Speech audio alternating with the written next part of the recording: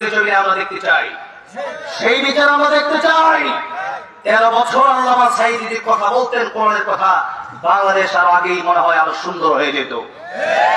এই যে সুন্দর কোরআনের জান্নাতি বাগানগুলো সাজিয়ে গিয়েছেন আল্লামা দেলোয়ার হোসেন সাঈদী, এই সুন্দর সাজানো বাগানগুলো নষ্ট করলো কারা? তারা আমাদের বন্ধু হতে পারে না, তারা আমাদের শত্রু, তারা ইসলামের শত্রু। ঠিক আছে? ঠিক। এদের সাথে মুসলমানের কোন সম্পর্ক নাই। এই জন্য আমাদের আওয়াজ, আমাদের স্লোগান, আমাদের প্রতিবাদী কণ্ঠ যেন আমাদের থাকে। কি কণ্ঠ? কি কণ্ঠ? প্রতিবাদী কণ্ঠ। আজকে আমরা প্রতিবাদ করতে পারি না। আমার প্রাণপ্রিয় যুবক ভাইয়েরা, বিশেষ করে আপনাদেরকে বলছি, প্রতিবাদ ছাড়া যাবে না। কি ছাড়া যাবে না? টাঙ্গাইলে একটা মাহফিল, ঢাকা টাঙ্গাইলে আমি গেলাম। আমার আগে এক মন্ত্রী আসছে, সাবেক মন্ত্রী, নাম হলো লতিফ সিদ্দিকী। আসার পর মাহফিলে লম্বা সময় ইসলামের বিরোধিতা করলো। আমি বললাম, এই কোরআনের মঞ্চ, এই মাহফিল গুলো হবে, এই কোরআনের মঞ্চে, এই কোরআনের মঞ্চগুলো কোন নাস্তিকের জন্য আমরা ছেড়ে দেব না। এই কোরআনের মঞ্চগুলো কোন বেঈমানের জন্য আমরা ছেড়ে দেব না। এই কোরআনের মঞ্চ, ওটা আল্লাহর কোরআনের মঞ্চ, নাট্য মঞ্চ নয়। আমি বললাম, আপনারা একটা ঘন্টা কার কথা শুনেছেন? এই নাস্তিকের কথা, এই কাপুরুষ, এই শরীয়তের দালালের কথা আপনারা কেন শুনেছেন? লাঠি মেরে দেখে বের করে দিয়ে নিশ্চয়ই ঠিক আছে। এদের কোন জায়গা এই কোরআনের মঞ্চে হবে না, এদের কোন জায়গা নাই। এই যে উপদেষ্টা গুলো আছে এখন, যেগুলো বাংলা আল্লামা হামসুফি পেছর হুজুর বলে গালি দিচ্ছে, কোরআনের আয়াতকে অবমাননা করেছে, ডক্টর সাহেব এদেরকে লাঠি মেরে সরায় দেন, না হলে বাংলাদেশের অবস্থা দিন দিন আযাব গজবের দিকে যাবে, ভালো দিকে যাবে না, অশান্তির দিকে যাবে, কালমেঘের দিকে যাবে, অন্ধকারের দিকে যাবে। অন্ধকার থেকে এই দেশকে বাঁচানোর জন্য নেতাগুলো আমরা চাই, যে নেতা আল্লাহর কোরআনের পক্ষে আছে সেই নেতাকেই আমরা চাই। কোরআনের পক্ষে যারা থাকবে না, মুসলমানের কোন নেতা হতে পারে না। ইসলামের পক্ষে যারা থাকবে না, মুসলমানের কোন নেতা হতে পারে না। তাই আসুন, আজকে আলোচনা শুরুতেই আমি আপনাদেরকে জাগ্রত করতে চাই। সামনে আসছে গজওয়াতুল হিন্দ, প্রস্তুতি নেওয়ার দরকার আছে না নাই? নবী বলেছেন, যারা গজওয়াতুল হিন্দে যাবে শহীদ হবে, এরা বিনা হিসেবে জান্নাতে যাবে। যারা গজওয়াতুল হিন্দে যাবে না, এরা মুনাফিক হয়ে যাবে। কি হবে? কি হবে? মুনাফিক। সুতরাং আমরা কি কাপুরুষ, বেঈমান, মুনাফিক হয়ে মরতে চাই? আমরা কি হয়ে মরতে চাই? ইমানদার হয়ে মরতে চাই। কি হয়ে মরতে চাই? ইমানদার। কিয়ামতের ময়দানে সবচেয়ে কঠিন শাস্তি হবে মুনাফিকের। কার? কার? মুনাফিকের। কার কথা? কার কথা? আল্লাহ রাব্বুল আলামিন বলেন, ইন্নাল মুনাফিকিনা ফিদ দারকিল আসফালি মিনান নার ওয়া লান তাজিদ লাহুম নাসীরা। আল্লাহ বলেন, মুনাফিক, এদের শাস্তি কিয়ামতের ময়দানে জান্নাতের সবচেয়ে অতল গহ্বরে হবে। মুনাফিক যারা হবে, এদের শাস্তি সবচেয়ে কঠিন হবে। ওয়ালান তাজিদ লাহুম নাসীরা, এদেরকে বাঁচানোর জন্য কিয়ামতে কোনো সাহায্যকারী খুঁজে পাওয়া যাবে না। আর সেই মুনাফিকগুলো চেনার জন্য আপনাকে আমেরিকা, লন্ডন যাওয়া দরকার নেই, মালয়েশিয়া যাওয়া দরকার নাই, কাতার, কুয়েত যাওয়া দরকার নাই। যদি মুনাফিক দেখতে চান, দেখবেন মুসলমানের ঘরে মুনাফিক অভাবে নাই।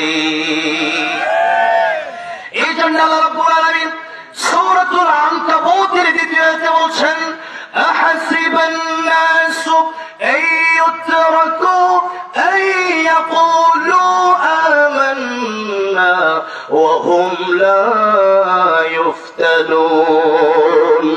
আল্লাহ বলেন, আহাসিবান নাস, মানুষ কি ভেবেছে, মানুষকে ধারণা করেছে, আইয়ুতরাকু, তাদেরকে ছেড়ে দেওয়া হবে, আইয়াকুলু আমান্না, তারা বলবে আমরা ঈমান এনেছি, ওয়া হুম লা ইফতানুন, আর তাদেরকে পরীক্ষা করা হবে না। না না, এদেশে জুলুম আসবে, এদেশে বৈষম্য আসবে, এদেশে ইসলামের বিরুদ্ধে কথা অনেকেই বলবে, কিন্তু এদের বিরুদ্ধে প্রতিবাদ আমাদের করার দরকার আছে না নাই? আর আল্লাহ বলেন, প্রতিবাদ করতে গেলেই বিপদ আসবে। আল্লাহ রাব্বুল আলামিন এই কথাই বলছেন সূরা বাকারায়, ওয়ালা নাবলুওয়ান্নাকুম بشيء من الخوف والجوع ونقص من الأموال والأنفس والثمرات আল্লাহ বলে আমি আল্লাহ অবশ্যই অবশ্যই তোমাদেরকে পরীক্ষা করব। লামে তাকিদ নুনে সকিন আল্লাহ দুইটা তাকিদ দিয়ে বলছেন অবশ্যই অবশ্যই আমি আল্লাহ রাব্বুল আলামিন তোমাদেরকে পরীক্ষা করব। এই দুনিয়াই হলো পরীক্ষার হল। এই দুনিয়া কিসের হল? এই দুনিয়া পরীক্ষার হল। আল্লাহ রাব্বুল আলামিন বললেন তোমাদেরকে আমি আল্লাহ পরীক্ষা করব। তবে শুনো পরীক্ষার সিলেবাস শুনো, পরীক্ষার সিলেবাস হলো বিশাইইন মিনাল খাউফ। আমি আল্লাহ যত জিনিসের মাধ্যমে তোমাদেরকে পরীক্ষা করব, এক নাম্বার জিনিসের নাম হলো তোমাদেরকে আমি আল্লাহ ভয়ের মাধ্যমে পরীক্ষা করব। কারণ হক কথা বলতে গেলে, প্রতিবাদ করতে গেলেই এই দেশের ভিতরে ভয় দেখানো হয় কি হয় না? এই দেশের ভিতরে ইমাম সাহেব ইমামতি করে নামাজ পড়ায়। ইমাম সাহেব মাগরিবের নামাজ 3 রাকাত, দ্বিতীয় রাকাতে গিয়ে মনে করেন বসার কথা, এখন তিনি বসলেন না। এখন তিনি না বসে ইমাম সাহেব উঠে পড়লেন। এখন মুসল্লিরা লোকমা দিবে কি দিবে না? কেন লোকমা দিবে? এখন বসার সময় এখন আত্তাহিয়াতু পড়বেন হুজুর, এখন কেন আপনি উঠে দাঁড়ালেন আল্লাহু আকবার বলার সাথে সাথে ইমাম সাহেব আবার উল্টা বসে যায় কি যায় না? এখন ইমাম সাহেবকে আপনি লোকমা দিলেন কেন? কারণ আপনি এই কোরআন শরীফ মসজিদের ভিতরে, এই কোরআন শরীফ মসজিদের ভিতরে আপনি মানতেছেন। এই কোরআন শরীফকে আপনি মসজিদের ভিতরে সীমাবদ্ধ করে দিলেন, কিন্তু কোরআন শরীফকে শুধু মসজিদের ভিতরে সীমাবদ্ধ করার জন্য আসছে, মাদ্রাসার ভিতরে সীমাবদ্ধ করার জন্য আসছে। আমি আসতেছি আমার ভাই বারবার স্লোগান দিচ্ছিলেন, সাজ্জাদ ভাই বলছিলেন আল কোরআনের আলো সংসদে জ্বালো। একবার কে যেন বলতেছিল অন্য কথা, সামনে থেকে যে দাঁড়ায় থাকবে ঠিক আমার সাথে বলতেছে কিসের ঘরে ঘরে বলো সংসদে জ্বালো, বড় খুশি হয়ে গেলাম। যশোরে গেলাম কয়েকদিন আগে মাহফিল, আমি বললাম এটাই হবে আমাদের স্লোগান, আল কোরআনের আলো সংসদে জ্বালো, আল কোরআনের আলো। এই যে স্লোগান, এই স্লোগান আমরা এতদিন দিতে পারি নাই। এই স্লোগান দিলে হুজুর সংসদে কোরআনের আলো চাইলে খেলবেন। সংসদে আগে যদি কোরআনের আলো চালানো যেত, এতদিন চুরি ডাকাতি দেশ থেকে বন্ধ হয়ে যেত। আর দেশের ভিতরে এতদিন পর্যন্ত আল্লাহর কোরআনের আলো সংসদে চালানো যায় নাই, যার কারণে খুনি স্বৈরাচার হাসিনা দেশের কোটি কোটি টাকা নিয়ে দিল্লি পালায় গেছে। এই চুরি বন্ধ করে দেওয়ার জন্য মানুষের আইন এই দেশে চালানো যাবে না, বরং আল্লাহর কোরআনের আইন দেশে প্রতিষ্ঠা করা দরকার আছে না নাই? কোরআন শরীফে আল্লাহ রাব্বুল আলামিন বলেন আস-সারিকু ওয়াস-সারিকাতু ফাকতাউ আইদিয়াহুমা, কেউ যদি চুরি করে তার হাত কেটে দাও। এখন এই আইন কি আমাদের সংসদে আছে? এগুলা ব্রিটিশের আইন চলে। এখন এতদিন আমরা দেখেছি গত 16 বছর আইন চলেছে ব্রিটিশের আইন, যার কারণে চোর বা ডাকাতরা যেগুলো সেগুলোর শাস্তি সবচেয়ে কম ছিল। আর যারা কোরআনের পক্ষে বলেছে, যারা চোরের বিরুদ্ধে বলেছে, ওই কোরআনের পাখিদেরকে এই দুনিয়ায় সবচেয়ে বেশি কষ্ট দিয়ে আয়না ঘরের মতো জায়গায় তাদেরকে রেখে দেওয়া হয়েছে। আমার ভাই, আমার মুরব্বী ওয়াজিরা, আল্লাহর কোরআন আজকে আমরা শুধু ঘরের ভিতরে সীমাবদ্ধ করে রেখেছি। আল্লাহর কোরআন শুধু মসজিদে মাদ্রাসায় সীমাবদ্ধ করে রেখেছি। আর মনে করতেছি যে জিকির করলেই মনে হয় জান্নাতে চলে যাব না, এত সহজ নাম হাসিবতুম আন তাদখুলুল জান্নাহ। এই জন্য সিনেদার আইনুদ্দিন আল-আযহার রাহমাতুল্লাহ আলাইহি একটা গজলে বলেছিলেন, মসজিদের কোণে বসে জিকির যত করই কষে, মসজিদের কোণে বসে জিকির যত করই কষে, এভাবে যায় না পাওয়া আল্লাহকে, এভাবে যায় না পাওয়া আল্লাহকে। কি হবে বেঁচে থেকে অযথা বিদ্যা শিখে, যদি না করতে পারি শোষণবিহীন সমাজটাকে? কি হবে বেঁচে থেকে, কি হবে বেঁচে থেকে? কথা ঠিক না বেঠি? পড়ালেখা করলেন কিন্তু পড়ালেখার বাস্তবতা আপনি দেশের ভিতরে তুলে ধরতে পারলেন না। আমি তো কয়েকদিন আগে দিনাজপুরে গেলাম ওয়াজ করার জন্য। আমারে বললো হুজুর সব বলবেন, রাজনীতি বলবেন না। আমি বললাম রাজনীতি কি তাহলে কোরআন শরীফে নাই? রাজনীতির কথাই তো কোরআন শরীফে আছে। আজকে রাজনীতির ওয়াজে হবে। আমার দেশের রাজনীতি যদি ইসলাম যদি রাজনীতির ভিতরে কায়েম না করতে পারি, আগামীর বাংলাদেশ কোরআনের বিরোধী অন্ধকারের দিকে চলে যাবে। আর দেশে যদি আল্লামা সাঈদীর দেখানো কাছে যদি অনলাইনকে যদি কাজ চালাতে পারি এই দেশে শান্তি আসবে, তাতে কোনো সন্দেহ নাই। আমরা কোরআন দিয়ে দেশ চালাতে চাই, শুধু ঘর চালাতে চাই না, আমরা কোরআন দিয়ে ঘরও চালাতে চাই, মসজিদও চালাতে চাই, আমরা মাদ্রাসাও চালাতে চাই। দেশও চলবে কোরআন দিয়া। আমার নবী মদিনার প্রেসিডেন্ট ছিলেন কি ছিলেন না? মায়ের খাইছেন, মায়ের দিছেন। কয়েকজন আগে দেখলাম এক বক্তার পুলিশ ধরতে আছে, বক্তা পালাইছে। দেখেন নাই বক্তার বিল দিয়ে পালাইছে। ওরে বক্তা, কিন্তু কিছুতে বক্তারটা সব কথা এতদিন বলতে পারিস নাই, জালেমের বিরুদ্ধে বলতে পারিস নাই।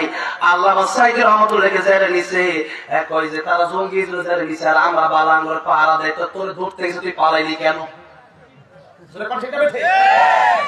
এত বড় বুকের পাঠা, আমাদের সাথে অলিদের সম্পর্ক, কোন অলি যে অলি দিয়ে গেছে ওই অলির সাথে তোমার সম্পর্ক, তাই অলিও পালাইছে, তুমিও বিল দিয়ে পালাও।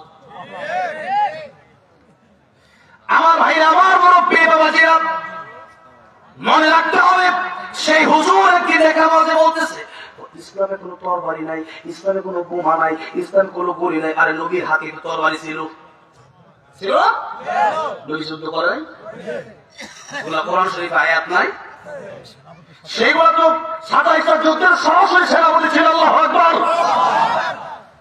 নবীজির হাতে তরবারি, তুমি কও আমাদের তরবারির সম্পর্ক নাই। তার মানে তুমি মিষ্টি খাওয়ার বেলায় আছো, সিনিয়র খিচুড়ি খাওয়ার বেলায় আছো, কিন্তু ইসলাম রক্ষার জন্য জীবন দেওয়ার বেলায় নাই। পুলিশে ধরতে গেলে দৌড় দিচ্ছ, যুদ্ধের ময়দানে তুমি কেমনে যাবা? এই জন্য মশিউর রহমান ভাই গিয়েছেন, সুন্নাত নয় শুধু দাওয়াতের মেহমান, সুন্নাত নয় শুধু খাওয়া শেষে মধুপান, আরো কিছু সুন্নাত আছে তুমি জানো কি? জানলেও জীবনে কখনো তা মানো কি? সুন্নাত শুধু নয় বকের চড়াতে যাওয়া, আর সুন্নাত হলো পাথরের আঘাত খাওয়া। ঠিক করেছি? মুহাব্বতে তার খালিদ ওমর আলী আবু বকরের মতো পাশে থাকো কি? আর কিছু সুন্নাত আছে তুমি জানো কি? জানলেও জীবনে কখনো তা মানো কি? এই জন্য সুন্নাত যদি মানতে হয় অর্ধেক মানবেন না পরিপূর্ণ মানবেন? বলেন। আল্লাহ বলেন সূরা বাকারা, ইয়া আইয়ুহাল্লাযীনা আমানু দুখুলু ফিস সিলমি কাফা ওয়া লা তাত্তাবি'উ খুতুওয়াতিশ শাইতান ইন্নাহু লাকুম আদুউম মুবিন। আল্লাহ রাব্বুল আলামিন বলেন, ঈমানদারেরা, যদি তোমরা ইসলাম যদি মানো, যদি মানতে চাও, পরিপূর্ণ ইসলামে তোমরা প্রবেশ করো, পরিপূর্ণ মানো। অর্ধেক মানলে হবে না। যেমন হুজুর ফরজ 4টা, আপনি মুখও ধুইলেন, হাতও ধুইলেন, মাথা মাথায় করলেন, এখন আপনি চিন্তা করলেন যে এত শীত পা দিয়ে কি করবো, ওযু হবে না। এখন আসার নামাজ 4 রাকাত, নামাজে ঢোকার পর আপনি 3টা ফরজ ওযুর মধ্যে আপনি লাগালেন, এরপর নামাজ আপনি পড়লেন 3 রাকাত। যে ওযুর ফরজ ছিল 3টা, মানছি নামাজও 3 রাকাত, এই নামাজ হবে কয় রাকাত হবে? 3 রাকাত হবে নাকি? 1 রাকাত হবে। এখন ওযু পরিপূর্ণ না করলে আপনি শুধু পা ধুইলেন না, সবই তো ধুইলেন, ওযু হয় নাই। আপনি নামাজ পড়লেন, নামাজে আপনি 3 রাকাত পড়লেন, 1 রাকাত পড়লেন না, নামাজ হয় না।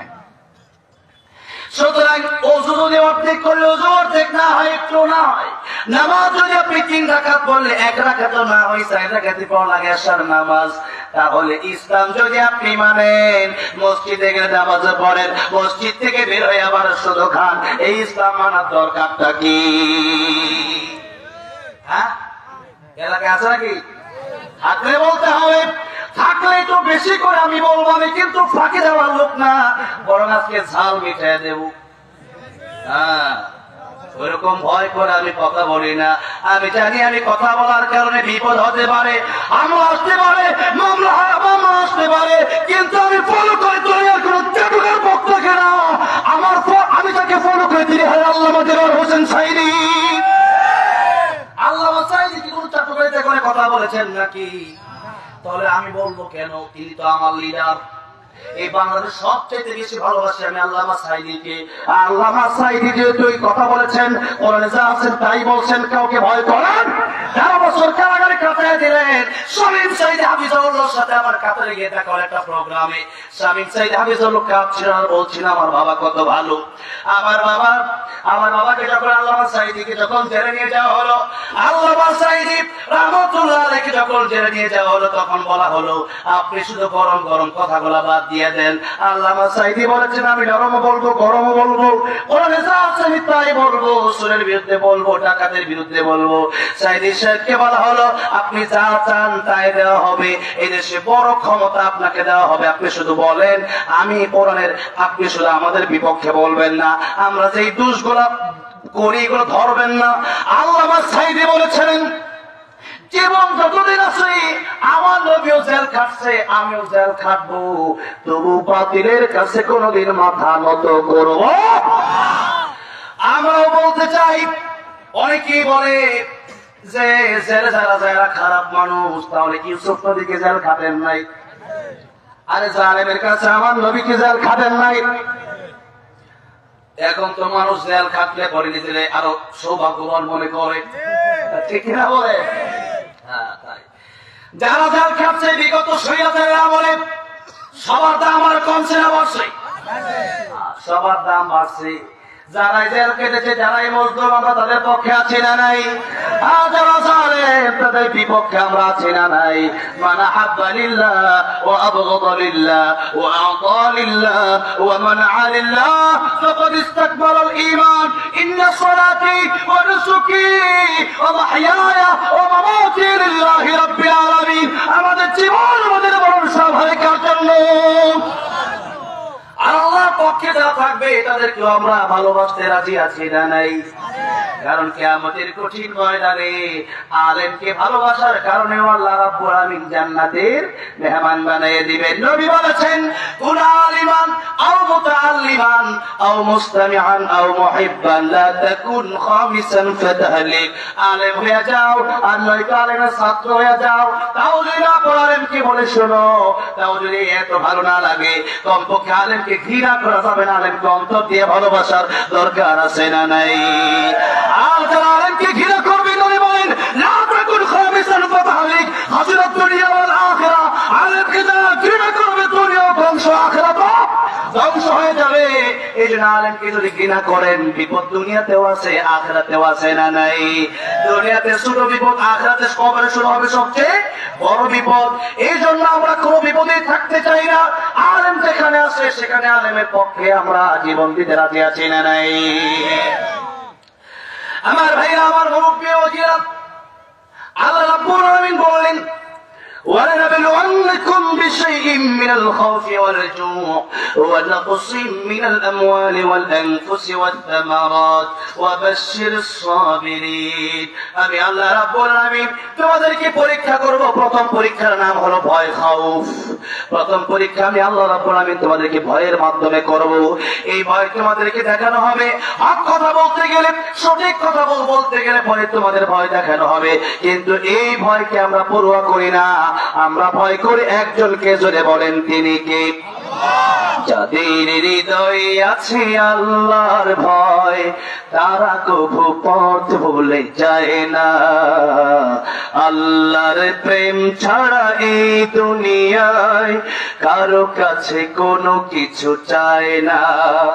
রাতের আধারে যারা সিজদাতে রয়, দু চোখের অশ্রুতে নদী যেন বয়।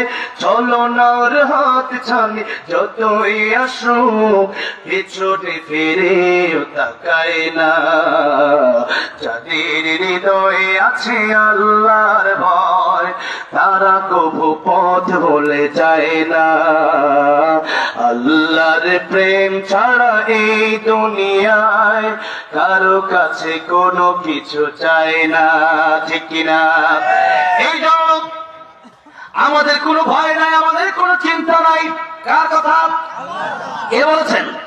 আল্লাহ বললেন ওয়ালা তাহিনু ওয়ালা তাহজানু ওয়া আনতুমুল আ'লাউনা ইন কুনতুম মুমিনিন। ইমানদার যদি হয়ে যেতে পারো, মুমিন যদি হয়ে যেতে পারো, তোমাদের কোনো ভয় নাই, তোমাদের কোনো চিন্তা নাই। আল্লাহ রাব্বুল আলামিন দেখায় দিলেন এই দেশের মানুষ সবাই যখন ভয়হীন হয়ে গেল, সবাই যখন আন্দোলনে লেগে গেল, তখন এই স্বৈরাচার বলল, ও সেনাপ্রধান তুমি গুলি করো না কেন? সেনাপ্রধান বলল, গুলি করবো কয়জন রে? যত গুলি আছে তার চেয়ে বেশি করে দেশে মানুষ আছে। আল্লাহু আকবার।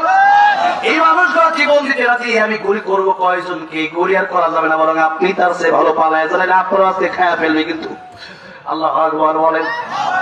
এই জন্য মুমিন হলে, ইমানদার হলে কোনো ভয় না, ইমানদার হলে কোনো চিন্তা নাই। কারণ ইমানদারের বন্ধু একজন, বেড়ে বলেন তিনি কে?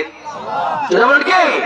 সূরা মায়েদা আল্লাহ রাব্বুল আলামিন বলছেন, ইন্নামা ওয়ালিয়ুকুমুল্লাহু ওয়া রাসূলুহু ওয়াল্লাযীনা আমানু আল্লাযীনা ইউকিমুনাস সালাতা ওয়া ইউতুনাজ যাকাতা ওয়া হুম রাকিউন। জোরে বলেন আল্লাহু আকবার।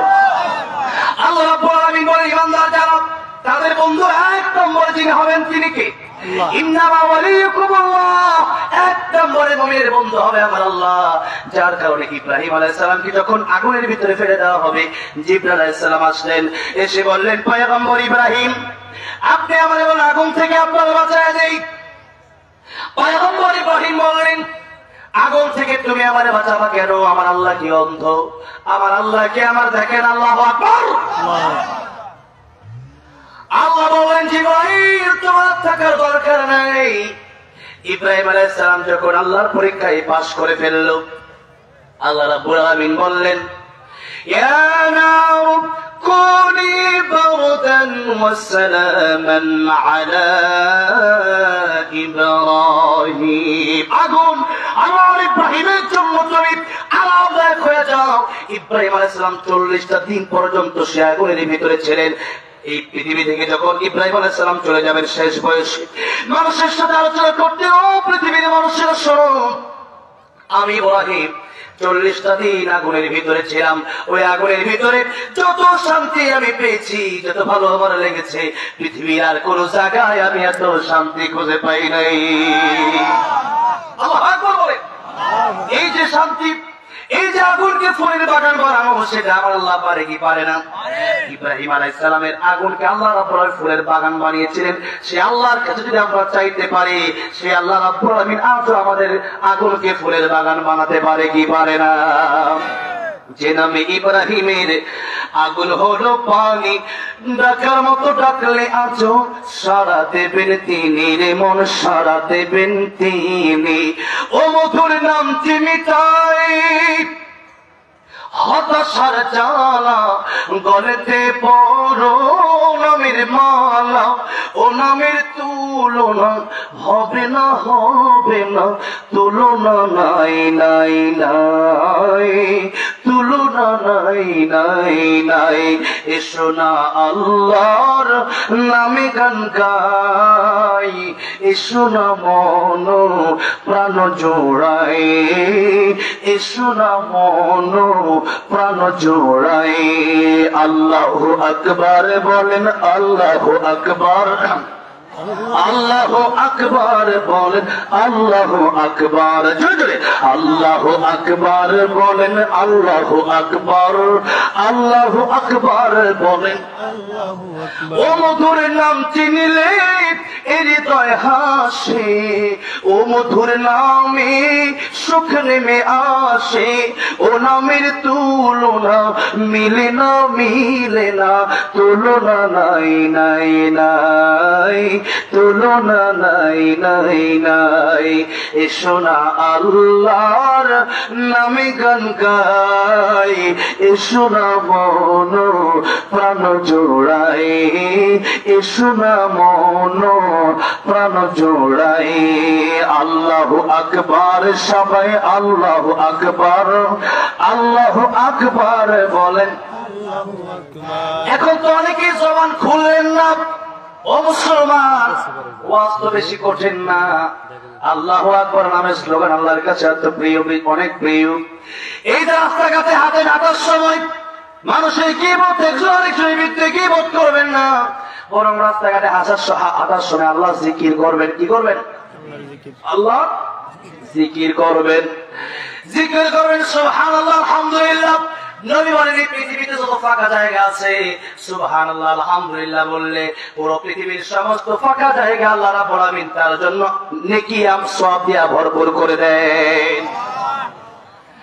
মুসা কালিমুল্লাহ আল্লাহ রাব্বুল আলামিনকে জিজ্ঞাসা করলেন, আল্লাহ রাব্বুল আলামিন আপনি আমাকে এমন একটা জিকির দেন যে জিকির তামাম পৃথিবীর মানুষের জন্য, পৃথিবীর মানুষ করে না, আমি আন কোন একটা জিকির চাই।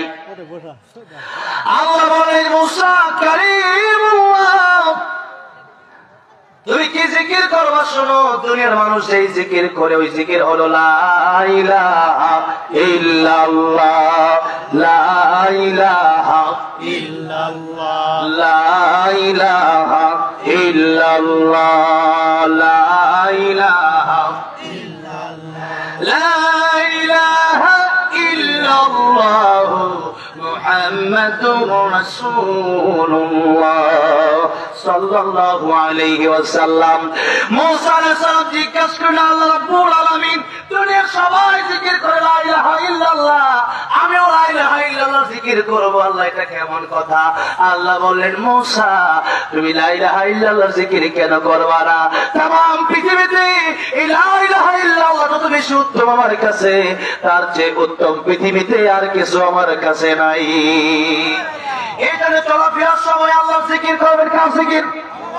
ইয়া আইয়ুহাল্লাযীনা আমানু যকুরুল্লাহা যিকরান কাসীরা ওয়াসাব্বিহুহু বুকরাতান ওয়া আসীলা। রাস্তাঘাটে চলার সময় শুধু আল্লাহর জিকির করবেন, জিকির করবেন। জান্নাতে যাওয়ার পরে সবার অবস্থা একরকম হবে না, বরং যার ইবাদত যত বেশি, যার ইবাদত যত খালেস ইখলাস বেশি, তার জান্নাতের মাকামটাও তত বেশি। নবী বলেছেন আমি থাকবো জান্নাতুল ফেরদাউসে। কোন জান্নাতে?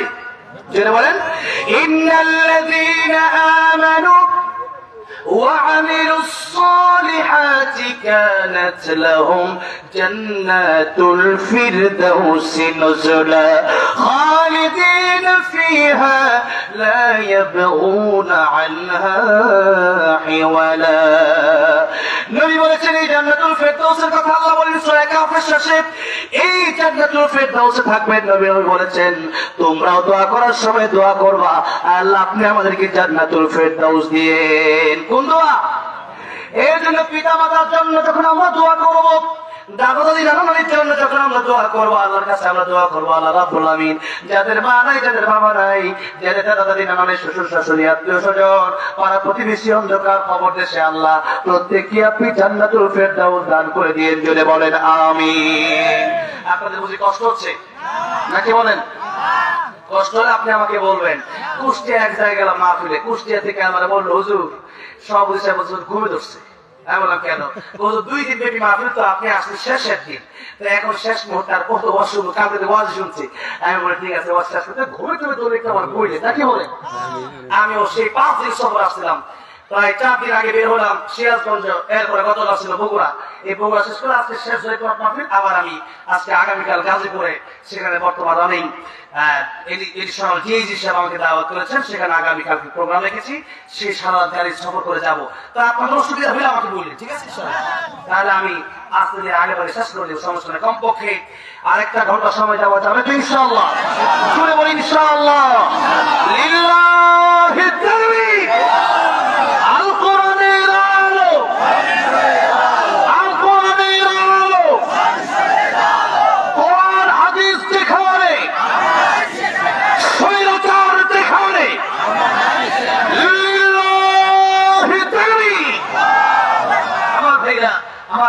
পর্যায়ে কিছু কথা আজকে আমি বলবো সূরা মুলুক থেকে। কোন সূরা বলেন? কোন সূরা? শুনবেন তো ইনশাআল্লাহ? আগে একটু ফজিলত শুনেন নাকি বলেন? নবীজি বলেছেন সূরা মুলুক যারা প্রতিদিন তেলাওয়াত করে প্রতি রাতে এদের কবরে আযাব হবে না। সুবহানাল্লাহ। আমরা কবরে যাব তো? কবরে যাওয়ার প্রস্তুতি আমাদের নেওয়া দরকার আছে না নাই? আছে।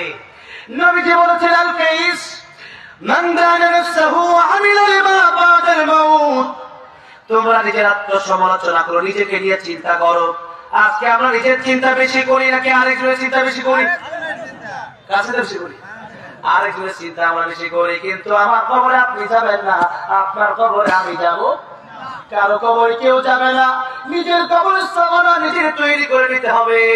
আজকে দেখা যায় আমরা আরেকজনের গীবত নিয়ে ব্যস্ত। আল্লাহ সূরা হুজুরাত আল্লাহ বলেন ওয়ালা ইয়াগতাব বা'দুকুম বা'দা আইয়ুহিব্বু আহাদুকুম আইয়াকুলা লাহমা আখিহি মাইতান আল্লাহ বললেন ওয়ালা ইয়াগতাব বা'দুকুম বা'দা, একজন ভাই তোমরা আরেকজনের ভাইয়ের বিরুদ্ধে গীবত করবে না। আর শোনো আইয়ুহিব্বু আহাদুকুম, তোমাদের মধ্যে কেউ এমন পছন্দ করো যে আইয়াকুলা লাহমা আখিহি মাইতান ফাকারিহতুম, তোমাদের মৃত ভাইয়ের কাঁচা গোশত খাওয়া তোমরা কি কেউ পছন্দ করো?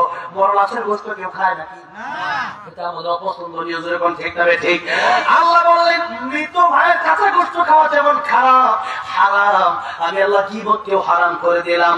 গীবত যারা করবে এরা বিশেষ করে দুইটা ক্ষতিতে পড়বে। কয়টা ক্ষতি শুনতে চান? ইমাম সুফিয়ান সাউরি রাহমাতুল্লাহ আলাইহি তার খাদেমকে বললেন, খাদেম শোনো, ওই যে এলাকায় যাবো, এলাকায় গিয়ে দেখবে একজন লোক আছে আমার বিরুদ্ধে গীবত বলে, আমার বিরুদ্ধে বদনাম বলে, তারে গিয়ে পুরস্কার হাদিয়া দিয়ে আসবা। খাদেম বলেন যাবো না। হুজুর বললো কেন? বলে কেন আপনি তারে টাকা পয়সা দিবেন? আমি আপনার খাদেম, আপনি আমার দিতে বলেন, আপনি তারে দিবেন কেন? ওটা আপনার বিরুদ্ধে বদনাম বলে। হুজুর ডাক দিয়ে বলছিল খাদেম শোনো, আমি তোমার যে টাকা দেব, তুমি যে বলছো আমি তোমার মা বাপকেও দেব না। কারণ কি? কিয়ামতের ময়দানে এই গীবতকারী, আমার বিরুদ্ধে বদনামকারী এত বড় বিপদে পড়বেন, আর আমার এত বড় উপকার করবেন যে উপকার আমার মা বাপেও করবে না। এই গীবতের প্রসঙ্গে একটু মনে রাখবেন যে গীবত নিয়ে আলোচনা চলছিল ইমাম সুফিয়ান সাউরি, মনে রাখবেন তো ইনশাআল্লাহ? মাঝে মধ্যে আমি ভুলে যাবো, কারণ আমি অনেক কথাই আমার বলতে হয়, এক সাইড থেকে আরেক সাইডে যেতে হয়। দেশে অনেক সমস্যা, ওষুধ দেবো কোন জায়গায়? সমস্যার সমস্যা ঠিক না ঠিক? আল্লাহ রাব্বুল আলামিন, আল্লাহর ইবাদতের পরে আল্লাহ রাব্বুল আলামিন কার কথা বলেছেন? মা বাবার কথা। মাশাআল্লাহ, আলহামদুলিল্লাহ। এরকম একজন আলেম যদি আমার পাশে প্রত্যেকটা মাহফিলে আমি পেতাম, আমি ধন্য হতাম। মাহফিলে মানে কথা বলার মধ্যে একজন লোক সাথে থাকলে অনেক সহজ হয়। আল্লাহ রাব্বুল আলামিন সূরা বনী ইসরাঈল আল্লাহ রাব্বুল আলামিন বলেছেন ওয়া কাযা রাব্বুকা আল্লা তা'বুদু ইল্লা ইয়্যাহু ওয়া বিল ওয়ালিদাইনি ইহসানা। আমি কেন প্রশ্ন করতে আল্লাহ দেখেন যে ইমাম সুফিয়ান রাহমাতুল্লাহ বলেন যে কিয়ামতের ময়দানে আমার মা বাবাও আমার কোনো উপকারে আসবে না। অথচ আল্লাহ রাব্বুল আলামিন আল্লাহর ইবাদতের পরে সেই মা বাবার কথাই বললেন, মা বাবার খেদমত তোমরা করো। মা বাবা যেন অপশব্দ না বলে, মা বাবার সাথে ধমক দেওয়ার কথা বলবো না। ওমা জান্নাতুকা ওমা নারুকা, মা যদি কষ্ট পেয়ে যায়, বাবা যদি কষ্ট পেয়ে যায়, জাহান্নামের আগুন আপনার জন্য অবধারিত হয়ে যাবে। আল্লাহ নবী একদিন যাচ্ছেন রাস্তা দিয়ে, দেখলে একটা কবরের ভিতরে আযাব হয়। নবীজি হাত তুললেন, দোয়া করলেন, আল্লাহ রাব্বুল আলামিন কবরের আযাব আমি রাহমাতুল লিল আলামিন নবী সইতে পারি না। আল্লাহ রাব্বুল আলামিন আপনি কবরের আযাব মাফ করে দেন, কবরটা জান্নাতের বাগান বানায় দেন। সাহাবীরা বলেন আমিন। নবীজিকে আল্লাহ রাব্বুল আলামিন কবরের আযাব দেখার মতো তৌফিক দিয়েছিলেন কিনা? নবীজি দেখতে পারতেন, এই ক্ষমতা নবীকে দিয়েছিলেন। আল্লাহ রাব্বুল আলামিন ক্ষমতা দেওয়ার কারণে নবী দেখলেন কবর আযাব হচ্ছে। নবীজি বলেন আমি দোয়া করতাম আমার পরিচয়, আমি যেন দোয়া করি আল্লাহর কাছে, আল্লাহ আমার উম্মতকেও তুমি কবরের আযাব দেখায় দাও। কিন্তু সমস্যা হলো আমার উম্মত যদি কবরের আযাব একবার দেখে ফেলে, তার বাবার লাশ নিয়ে সে কবরস্থানে যাবে না, তার মার লাশ নিয়ে সে কবরস্থানে যাবে না, ভাইয়ের লাশ নিয়ে ভাই কবরে যাবে না, বোনের লাশ নিয়ে ভাই কবরে যাবে না। দুনিয়ার সব শৃঙ্খলা শেষ হয়ে যাবে, কাজে করবে মানুষের মন বসবে না, খাওয়া দাওয়া মানুষ করতে পারবে না, খালি চিন্তা করবে কবরের আযাব কত ভয়ঙ্কর, এই আযাব আমার যদি হয় আমি সইব কেমনে কবরের আযাব। এক একটা হাতুড়ি দিয়ে যখন আগুনের হাতুড়ি দিয়ে যখন বাড়ি দেওয়া হবে, নবীর হাতুড়ি কত ওজন দেখো। ওই উহুদ পাহাড় আপনার আমি দেখে এসেছি, উহুদ পাহাড়ের চুম্বন দিয়ে এসেছি। সেই উহুদ পাহাড় নবী বলেছেন, সেই উহুদ পাহাড়ে যদি একটা বাড়ি দেওয়া হয় উহুদ পাহাড় চূর্ণ বিচূর্ণ হয়ে যাবে। সেই হাতুড়ি দিয়ে যদি আমার আপনার বাড়ি দেওয়া হয়, আমার আপনার মাথা থাকবে তো নাকি চুরমার হয়ে যাবে?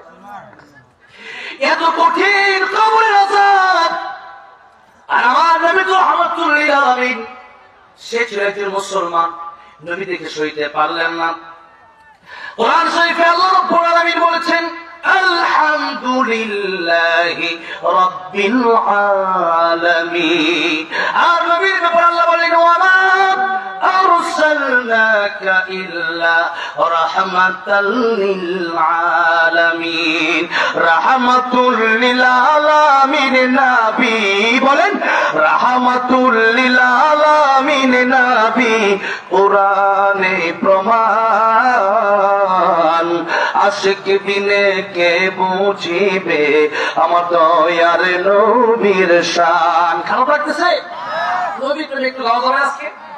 নবীর প্রেম ভালোবাসা অন্তরে নিয়ে একটু বলেন না, রাহমাতুল লিল আলামিন নবী, রাহমাতুল লিল নবী কোরআনে প্রমাণ। আশিক বিনে কে বুঝিবে আমার দয়ার নবীর শান। উম্মত বিনে কে বুঝিবে আমার দয়ার নবীর শান। নবী আমার মদিনারে বলবো,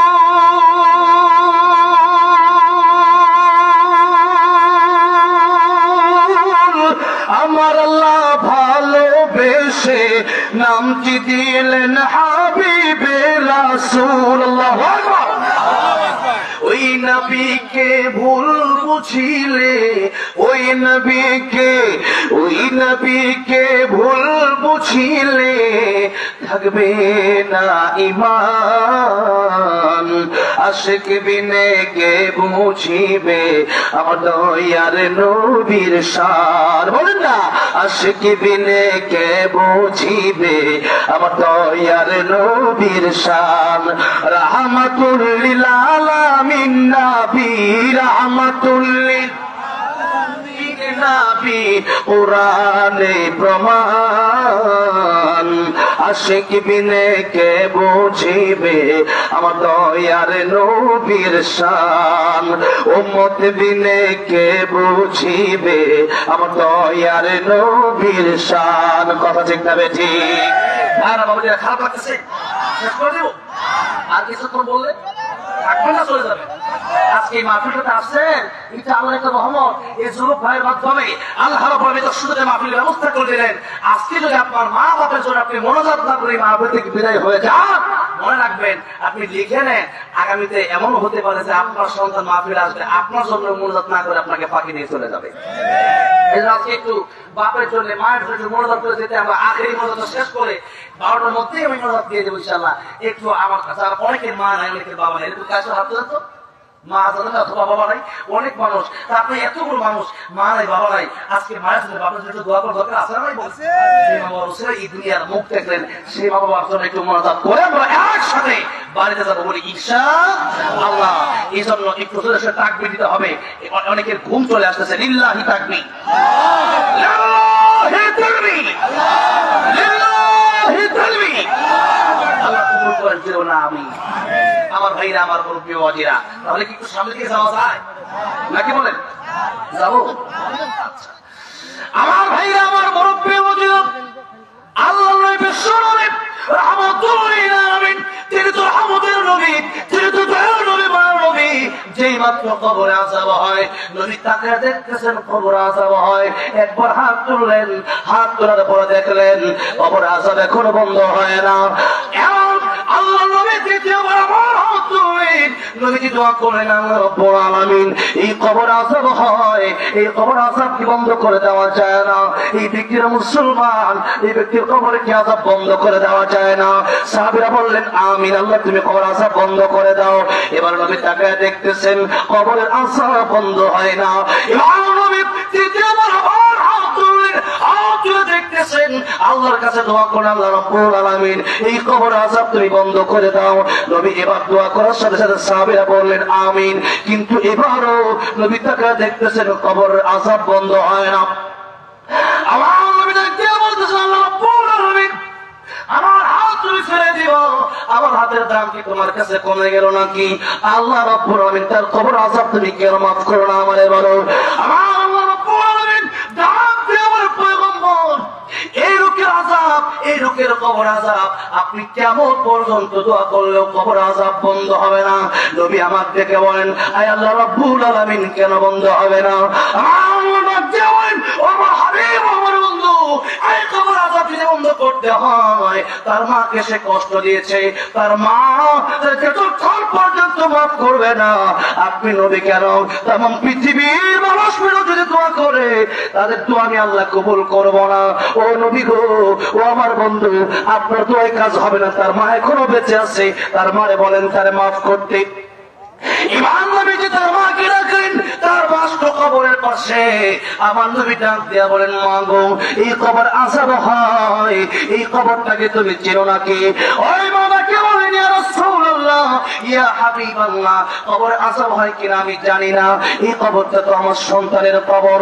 ইয়া রাসূলুল্লাহ, ইয়া হাবিবাল্লাহ, আমার আপনি কেন ডেকেছেন? নবী আমার ডেকে বলেন মা, এই কবরের ভিতরে যে আযাব হয় তোমার সন্তানের তা কি তুমি জানো নাকি? মা দেখে বললেন আমি জানি না। নবী আমার দেখে বললেন এই সন্তানের কবরে তো আযাব হয়, ও মা তুমি কি তারে মাফ করে দিতে পারো না? তুমি তারে মাফ না করলে আমার আল্লাহ রাব্বুল আলামিন তার কবরের আযাব বন্ধ করবে না। এমনি ওই মহিলা দেখে বলেন ইয়া রাসূলুল্লাহ, ইয়া হাবিবাল্লাহ, আমি তারে আর মাফ করতে পারি না, আমি তাকে মাফ করতে চাই না। নবী বলেন মা আপনি তার মা লাগেন, আপনি তার কেন মাফ করবেন না? ওই মহিলা ডেকে বলতেছে ইয়া রাসূলুল্লাহ, ইয়া হাবিবাল্লাহ, আমার যে পিঠে বাড়ি দিয়েছে বাড়ির দাগ এখনো আছে। তার বিবির কথা শুনে, তার বউয়ের কথা শুনে আমি মায়ের গায়ে এসে হাত তুলছি। ইয়া রাসূলুল্লাহ, ইয়া হাবিবাল্লাহ, কবরে চলে গেল আমার সন্তান, কিন্তু আমার পিঠে এখনো দাগ আছে। ইয়া রাসূলুল্লাহ, ইয়া হাবিবাল্লাহ, আমি তার মাফ করবো না। সে নাফরমানি আমার সাথে করেছে। আমার নবী আরো কষ্ট পেয়ে গেলেন। নবী চিন্তা করলেন মা যদি মাফ না করে এই আযাব তো কিয়ামত পর্যন্ত চলতে থাকবে। আরে মায়ের হক মায়েরই মাফ করতে হবে, আল্লাহ মাফ করবে না। বাবার হক বাবারই মাফ করতে হবে, আল্লাহ মাফ করবে না। বান্দার হক বান্দার মাফ করতে হবে, আল্লাহ মাফ করবে না। এবার আমার নবী ডাক দিয়ে বলেন এই কবরের আযাব তো বন্ধ হবে না মা যদি মাফ না করে। আমার আল্লাহ ডাক দিয়ে কয় না বন্ধ হবে না। আমার নবী গো, ও আমার হাবিব, এই কবরের আযাব বন্ধ হবে না। আমার নবী ডাক দিয়ে কয় আয় আল্লাহ রাব্বুল আলামিন, এই কবরের আযাব যদি বন্ধ না হয় আমার দোয়ার কারণে আমি আরেকটা দোয়া তোমার কাছে করবো। আল্লাহ এই মহিলাকে, এই সন্তানের মাকে তুমি তার কবর আযাবটাকে দেখাতে পারো না। আমার আল্লাহ কয় ও নবী, ও আমার হাবিব, এই দোয়া আমি আল্লাহ রাব্বুল আলামিন কবুল করে নিলাম, মঞ্জুর করে নিলাম। এই দোয়া আমি আল্লাহ কবুল করে নিলাম। এদের মধ্যে তার মা সন্তানের কবর আযাব দেখতে পেল। তার মা যখন কবর আযাব দেখলো, চোখের পানিতে দেখেও নেই, ডাক দিয়ে বলে ইয়া রাসূলুল্লাহ, ইয়া হাবিবাল্লাহ, কবর আযাবটা এত ভয়ানক আমি বুঝি নাই। আমি বলছি কেমন জানি হয় কবর আযাব জানি না, কিন্তু কবর আযাব বড় ভয়ানক, এটা দেখলে মানুষ ঠিক থাকতে পারে না। ইয়া রাসূলুল্লাহ, ইয়া হাবিবাল্লাহ, আজকে অবস্থায় আমার সন্তানের কবর আযাব আমি দেখতে চাই না। আমি মা এই মুহূর্তে আমার সন্তানকে ক্ষমা করে দিলাম। যে মুহূর্তে মা তারে মাফ করে দিল, সেই মুহূর্তে কবরের আযাব বন্ধ হয়ে গেল। মুসলমান মায়ের কষ্ট দিয়ে নামাজ পড়তে পড়তে কপালটা কালো করে ফেলছে। ও মুসলমান, নিজের মা বাপের কষ্ট দিয়া হজে যান। আরে মা আর বাবার দিকে তাকাইলে কবুল হজের সওয়াব আছে না নাই? নবী আমার দেখে বলেন সাহাবীরা একবার মায়ের দিকে তাকাও, একবার বাপের দিকে তাকাও, আমার আল্লাহ রাব্বুল আলামিন একটা কবুল হজের সওয়াব দিয়ে দিবে। আচ্ছা, আপনাকে জিজ্ঞেস করতে চাই, বছরে হজ করা যায় কয়বার? কয়বার? এবার তো আমি যাওয়ার নিয়ত করি, সারা বছর যাওয়ার তৌফিক দেবেন আমি। এবার হজে যেতে হবে, ওমরা তো অনেকবার করছি, বছরে একবার হজ করা জিল হজ মাসে, তাছাড়া যা করবে সব ওমরা হবে। কি হবে? ওমরা হবে। এখন আপনার মা আর বাবা দেখেন কত ফজিলতপূর্ণ আলোচনা, আরো কেমন ওয়াজ শুনে, কত ওয়াজ করে, কি যে ওয়াজ আপনারা জানেন ওয়াজ, কিন্তু ওয়াযাক্কির ফাইন্না যিকরা তানফাউল ওয়াজ বারবার করতে গেলে আমরা ভুলে যাই, নাকি বলেন? দেখেন হজ যেতে হলে ৮-১০ লাখ টাকা প্রয়োজন। কত টাকা? ৮-১০ লাখ টাকা প্রয়োজন। এরপরে ইসলামে যে ইবাদত আছে, একটা হলো দৈহিক, একটা হলো আর্থিক। যেমন দেহের মাধ্যমে নামাজ একটা ইবাদত, না ফজর নামাজ আপনি না পড়ে, মনে করেন আপনার পাশে হুজুর আছে, হুজুরকে বলেন, হুজুর আপনি তো প্রতিদিন নামাজ পড়ানি, তো আপনি আপনার নামাজটা পড়ে দিয়ে, আমি আপনাকে ১০০০ টাকা হারিয়ে দিলাম, আমার নামাজটা আপনি পড়ে দিয়ে, কি মনে করেন নামাজ হবে? নামাজ হবে না, কারণ আপনার নামাজ আপনাকে মসজিদে গিয়ে পড়তে হবে। এটা উনি বলে আপনাকে করতে হবে। এবার মনে করেন যাকাত, যারা গরিব মানুষ, যাকাত আসছে বছর ১০,০০০ টাকা, মনে করেন কথা। এখন এই ১০,০০০ টাকা আপনি যাকাত দিবেন, এখন আপনি চিন্তা করেন ১০,০০০ টাকা যাকাত দিয়ে দিব, ১০,০০০ টাকা তো অনেক টাকা। কি করা যায়? ১০ টাকা নামাজ পড়ে দেয়, কি না যাকাত আদায় হবে? এটা আর্থিক ইবাদত, অর্থের মাধ্যমে দিতে হবে। আর হজ এমন একটা ইবাদত যে ইবাদত করতে হলে অর্থও লাগে, দেহও লাগে, টাকা থাকলে হয় না, টাকাও দিতে হয়, এরপরে পাসপোর্ট করতে হয়, ভিসা করতে হয়, টিকিট করতে হয়, এরপর লম্বা জার্নি করে এরপরে সেই মক্কা মদিনা যেতে হয়, নাকি বলে? সেখানে তওয়াফ করতে হয়, সাই করতে হয়, মিনা যেতে হয়, মুজদালিফা যেতে হয়, আরাফার ময়দানে যেতে হয়, কুরবানি করতে হয়, অনেক কাজ। এত কাজ হজ করতে নবী নিজে বলছেন হজ হলো কষ্টকর। আল হাজ্জু আল হাজ্জু। এবার দেখেন হজ হলো কষ্টকর, টাকাও লাগে, ৮-১০ লাখ টাকা কামানো তো সহজ না, কি মনে করেন? হ্যাঁ, অনেক কঠিন ৮-১০ লাখ টাকা কামানো। এখন ৮-১০ লাখ টাকা কামানো কঠিন, এই টাকাও দিতে হয়, আবার নিজে জার্নি করে সেখানে লম্বা সময় নিয়ে যেতে হয়, তওয়াফ করতে, সাই করতে হয়, কুরবানি করতে হয়, অনেক কাজ। এরপরে হজ কবুল হয়েছে কি হয়েছে না তাও জানা নাই। এবার নবী বলেন তোমার মা তোমার বাবার দিকে একবার তাকাবা, একটা কবুল হচ্ছে। দেখেন এত কষ্টের বছর একবার হজ করা যায়, কবুল হইতে কেউ জানা নাই। আর যাদের মা বাবা আছে এর দিকে দৈনিক কতবার তাকানো যায়? মেলা তাকানো যায়, ঠিক আছে?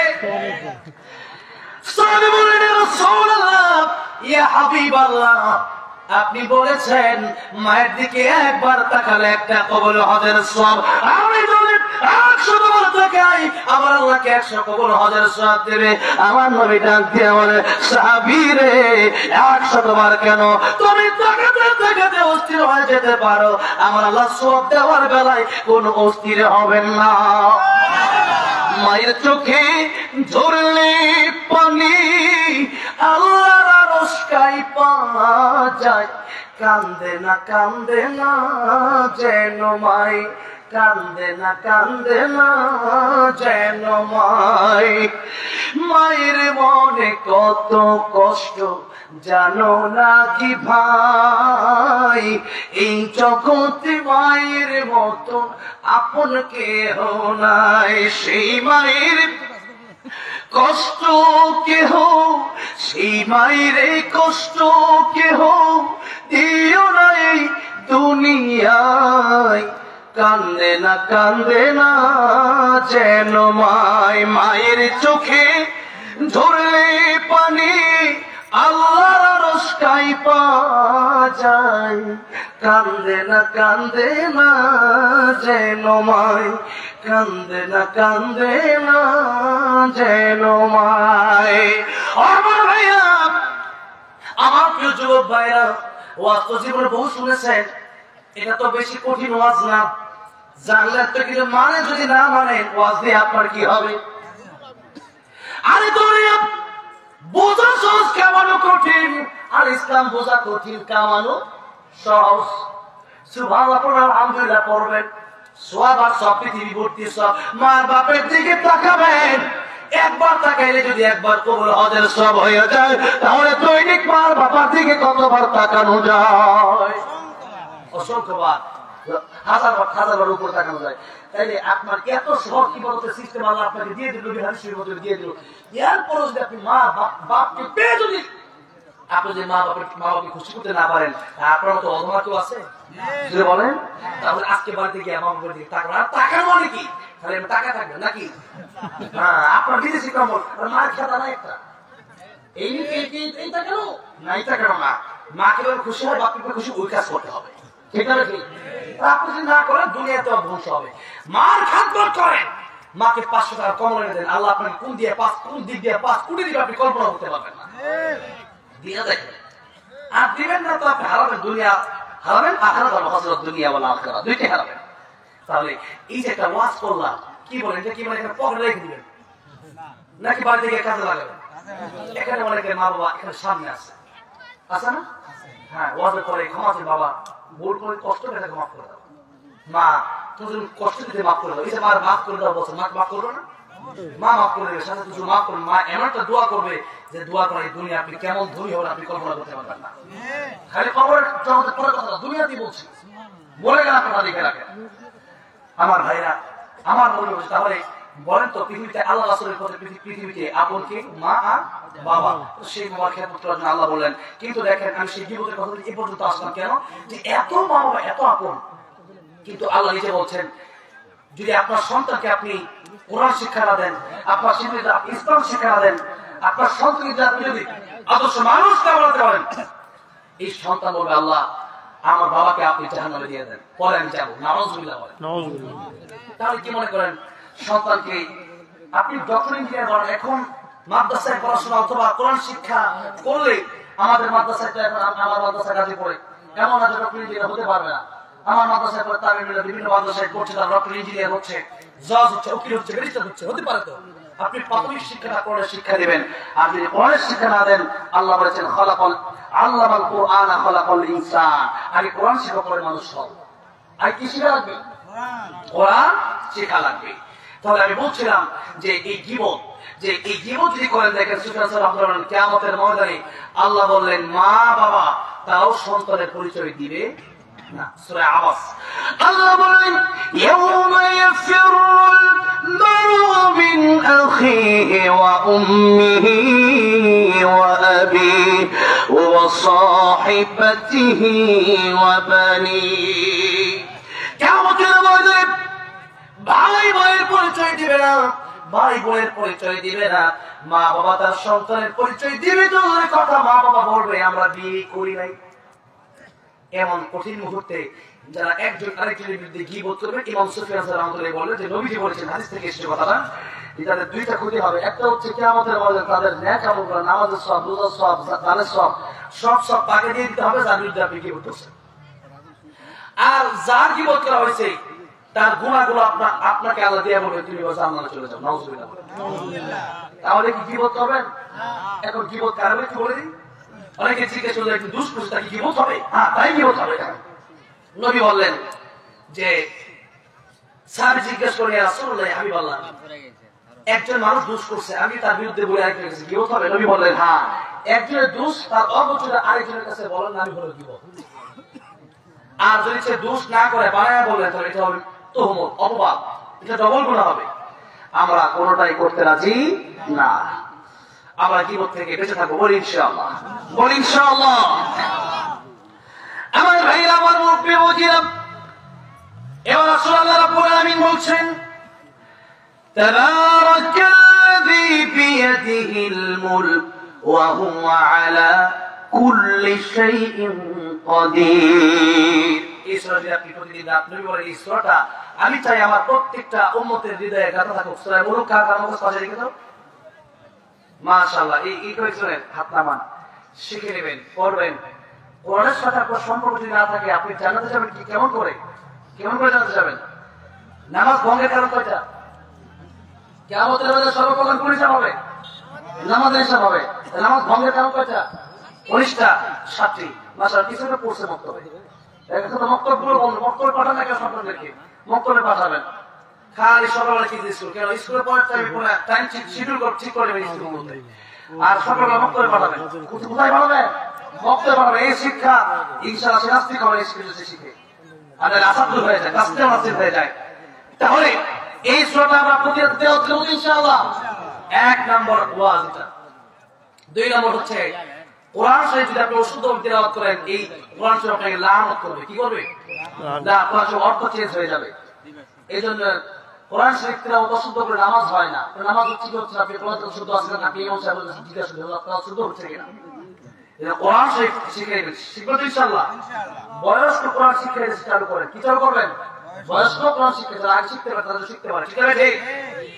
আর তা না হলে যারা এসে যারা আপনারা আছেন আপনারা এইটা একটা বলবেন ইনশাআল্লাহ। ঠিক আছে না?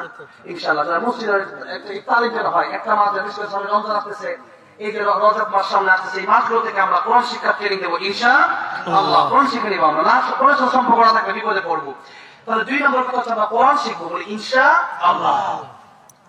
এবার আল্লাহ তাআলা বলছেন তাবারাকাল্লাযী বিয়াদিহিল মুলকু ওয়া হুয়া আলা কুল্লি শাইইন কাদির।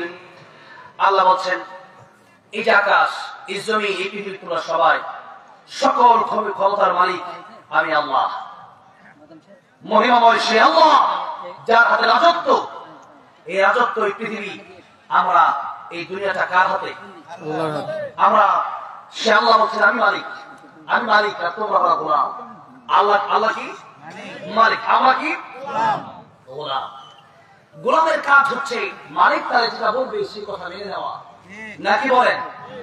গোলামের কথায় মালিক চলবে না, মালিকের কথায় গোলাম চলবে। মালিকের কথায় গোলাম চলবে। আপনি যদি একটা কোম্পানিতে জব করতে গেলেন, চাকরি করতে গেলেন, আপনাকে মালিক বলো 8 ঘন্টা ডিউটি করবা, মাসে 15,000 বেতন পাবা। আপনি বলেন আমি ডিউটি করবো না, করবো কি বেতন দিবে আপনাকে? মালিক বলবে তোমার চাকরি আপনি বের হয়ে যাও। ঠিক আছে? ঠিক। আল্লাহ তাআলা বলছেন সূরা আল-রহমান, ইয়া মা'শারাল জিন্নি ওয়াল ইনসি ইন ইসতাতা'তুম أن تنفذوا من أقطار السماوات والأرض فانفذوا لا تنفذون إلا بسلطان। যারা পড়েন আমার সাথে ঠোঁট মিলিয়ে পড়েন فبأي آلاء ربكما تكذبان। আল্লাহ বলেন ও জনাব, ও মানুষেরা, আমার এই আমার হুকুম যদি তোমাদের কাছে ভালো না লাগে, না আমার তোমাদের কাছে ভালো লাগে না, আমার এই তোমাদের কাছে ভালো লাগে না, আমার আকাশ জমিন ছেড়ে তোমরা বের হয়ে যাও। বাংলাদেশ ছেড়ে ইন্ডিয়া গেলে কি আল্লাহ জমিন ছেড়ে বের হওয়া হবে নাকি? ইন্ডিয়া কার? ইন্ডিয়ার প্রধানমন্ত্রীকে বানাইছে কে? নরেন্দ্র মোদীকে বানাইছে কে? ডোনাল্ড ট্রাম্পকে বানাইছে কে? সুতরাং তাদের মালিক আল্লাহ। সুতরাং আল্লাহ রাব্বুল আলামিন বলছেন আমার গোলামি, আমার হুকুম, আমার কাজ যদি তোমাদের কাছে ভালো না লাগে, আমার আকাশ জমিন ছেড়ে তোমরা বের হয়ে যাও। একটা উদাহরণ দিয়ে আজকে অশেষ করতে চাই, কষ্ট হচ্ছে আপনাদের। অনেক সময় বাবার কথা সন্তান শোনে না, তখন বাবা মাঝে মধ্যে ঘর থেকে বলে যে বাড়ি থেকে বের হও। বলে না, রাগ করে বলে না, বলে এই বাড়ি থেকে বের হয়ে যা, পড়াশোনা না। এখন সন্তান কেমন? সন্তান একটু ঘাটতারা পর্যন্ত সন্তান কয়ে যে তোমার বাড়ি থেকে যাওয়ার জায়গা নাই। তখন বাবা বলছে তো তোর যাওয়ার জায়গা কয়েছে, যা যা। এখন ও বলছে ঠিক আছে চলে যাবো। এক বন্ধু বাড়ি গেছে, 2 দিন 3 দিন বলে কি আর কতদিন থাকবি, কার জায়গাটা নানির বাড়ি। এবার বাবা টের পাইছে যে তার নানির বাড়িতে গেছে। বাবা বললো যে এটা আমার শ্বশুর বাড়ি। বাবা নানির বাড়ি গেছে, গিয়ে বললো এটা আমার শ্বশুর বাড়ি। আমার শ্বশুর বাড়ি না হলে তোর নানির বাড়ি হইতো না। আগে আমার শ্বশুর বাড়ি, তোর তো নানির বাড়ি। আমার শ্বশুর বাড়ি ঘর করতো, নানির বাড়ি হয়েছে। ঠিক আছে? সন্তান বলে তোমার শ্বশুর বাড়ি ছাড়া কি যাওয়ার আমার জায়গা নাই। চলে গেল খালার বাড়ি। বাপেও গেছে খালার বাড়ি। বাপে কয় আমার শালির বাড়ি, তোর পর তো শালার বাড়ি, পরে তো খালুর বাড়ি, আগে আমার শালির বাড়ি, আগে আমার ভাইয়ের বাড়ি। ঠিক আছে? ঠিক। আমার শালি না হলে তোর খালা হতো না। সন্তান বলে তোমার শালি রয়েছে যাওয়ার জায়গা নাই, চলে গেছে ফুফুর বাড়ি। এবার কি দূরে গেল না কাছে গেল? কাছে গেছে। এবার বাপ বলতেছে কি রে কিন্তু আসলে তো আমার কাছে আসলি, আমি তো রক্তের সম্পর্ক ছিল, এখন তো রক্তের সম্পর্ক, আমার আপন বোন, তোর ফুফুর বাড়ি। এখানে আসলি আমার বোন না হলে তোর ফুফুর বাড়িটা হতো না, আগে আমার বোন পরে তোর ফুফু।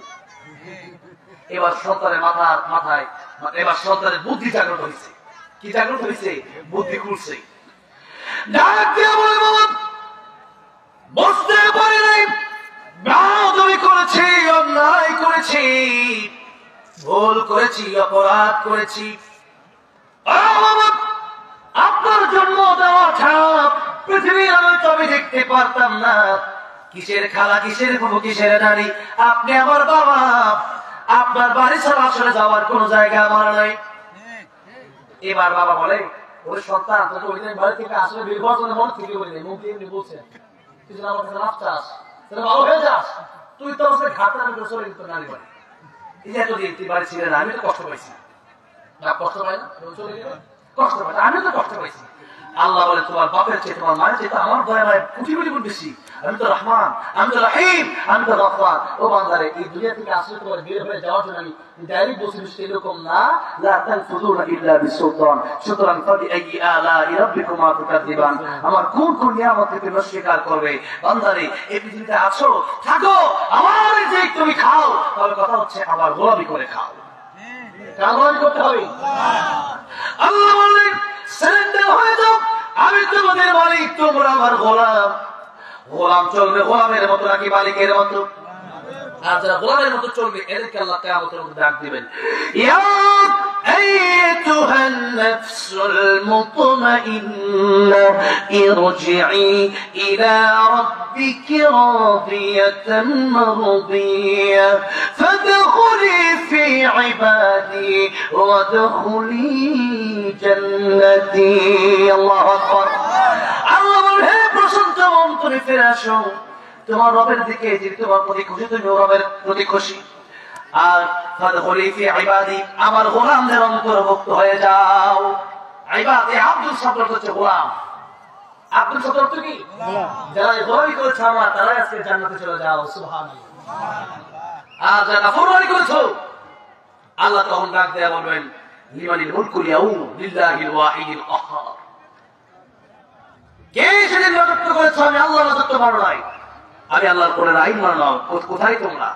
তার কোনো জবাব দিতে পারবে না। আমার ভাইরা, আমার মুরব্বী বাবাজিরা, এই জন্য আজকের এই মাহফিল থেকে শিক্ষা আমরা নেব, আমরা আল্লাহর গোলাম। আল্লাহ বলেছেন নামাজ পড়ো। আমরা যদি বলি আল্লাহ পড়বো না, এবার আমার শেষ কথা, দ্বিতীয় আয়াতে ঢুকে যাচ্ছে। আল্লাহ আল্লাযী খালাকাল মাউতা ওয়াল হায়াতা লিয়াবলুয়াকুম আইয়ুকুম আহসানু আমালা। বান্দারে, মওত আর হায়াত সৃষ্টি করেছেন আল্লাহ পরীক্ষা করার জন্য। পরীক্ষার হলে দেখবেন ছাত্র লিখতেছে ইংলিশ সাবজেক্ট, ও বাংলা কবিতা লিখতেছে হাতি মাটি চিতা মাঠে বাড়ি গোলাপি, সব লিখতেছে একবারে। সব 4 পৃষ্ঠা প্রথমে দিল, 4 পৃষ্ঠা সে লিখলো হাতি মাটি হাতি মাটি হাতি মাটি, সব লিখে সে ভরপুর করে দিয়েছে। এবার স্যার কাছে বলো, স্যার কাগজ দেন। স্যার টাকায় দেখতে কিরে ইংলিশ সাবজেক্ট লিখছে হাতি মাটি তারা মাঠে বাড়ি গোলাপি। এরকম কবিতা, সব মূর্খ কবি, ওরা কি কবি? কবিতা তারা লিখছে হাতি মাটি তারা মাঠে বাড়ি, তার খাওয়া দুটো হাতি মাটি, এরকম কোন খাওয়া দুটো সিং, এরপরে ডিমও পারে, এরকম আছে নাকি? আছে।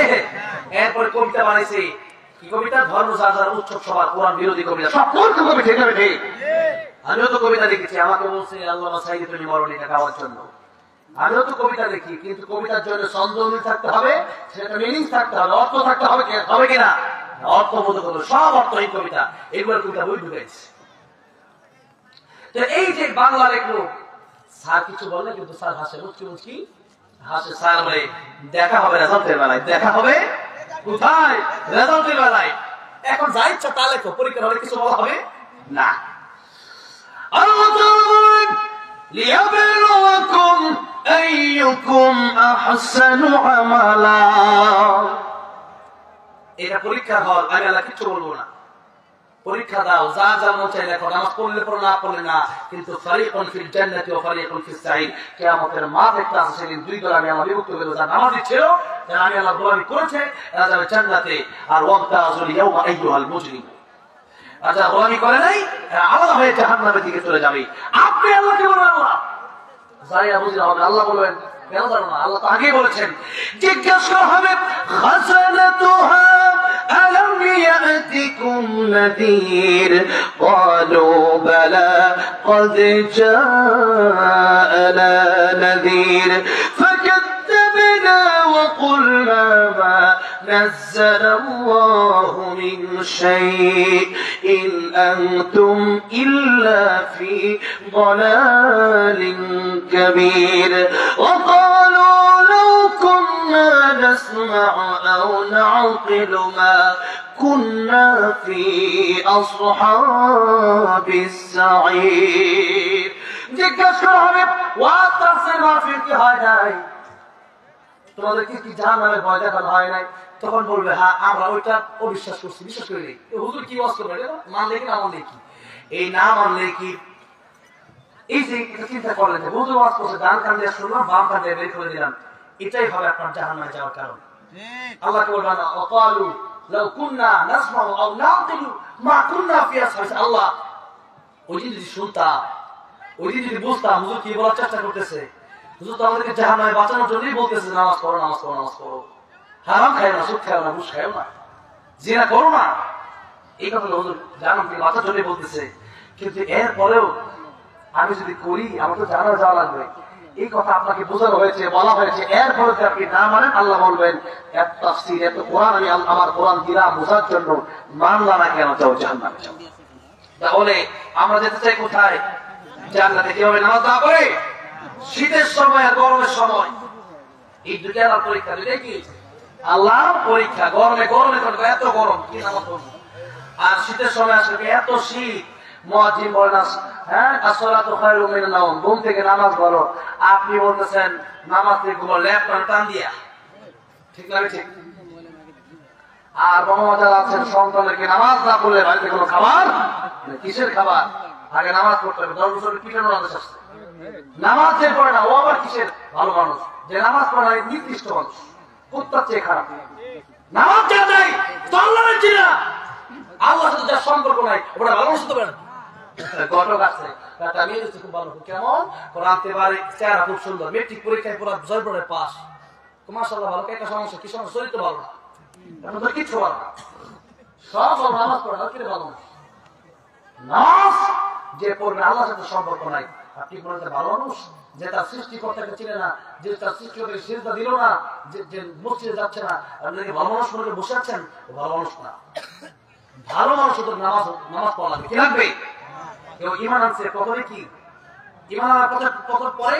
প্রথম কাজটাই হচ্ছে আসরের সময় হয়ে গেছে আসরের নামাজ পড়তে হবে মাগরিবের সময় হয়ে গেছে মাগরিবের নামাজ আদায় করে নিতে হবে এই জন্য নামাজ পড়বো ইনশাআল্লাহ নামাজ পড়েন হারাম ছেড়ে দেন আশা করা যায় আপনি আল্লাহর ওলি হবেন কি হবেন হয়ে যাবেন নামাজ নাই করে ইসলামী আন্দোলন কায়েম করে পড়ে আসেন আপনি ইসলামী আন্দোলন করবেন কেমনে নামাজ না পড়লে ইসলাম কায়েম করবেন কেমনে নামাজ না পড়লে নামাজ পড়বো তো ইনশাআল্লাহ মা বাবার সেবা করবো তো ইনশাআল্লাহ সূরা মুলক পড়তে করবো ইনশাআল্লাহ আপনি যদি করেন আপনার লাভ হবে আল্লাহ লাভ হবে না আর আপনি যদি না করেন আপনার লস হবে আল্লাহ লস হবে না আল্লাহ লস হবে নাকি আপনি যদি ইবাদত না করেন হ্যাঁ এই জন্য নিজের লাভের জন্য পরপরে জান্নাতে যাওয়ার জন্য নামাজের দিকে ঢুকেন হারাম ছেড়ে দেন মা বাবার খেদমত করেন আল্লাহ রাস্তায় আল্লাহ গোলামি করেন গোলামের মতো চলেন দুনিয়াতে ইনশাআল্লাহ পরকাল সুন্দর হবে আল্লাহ তৌফিক দান করেন বলেন আমিন এখন আল্লামা সাইদি সাহেবের দৌলতটা গাওয়ার জন্য বলা হয়েছে কি গাইবো কি বলেন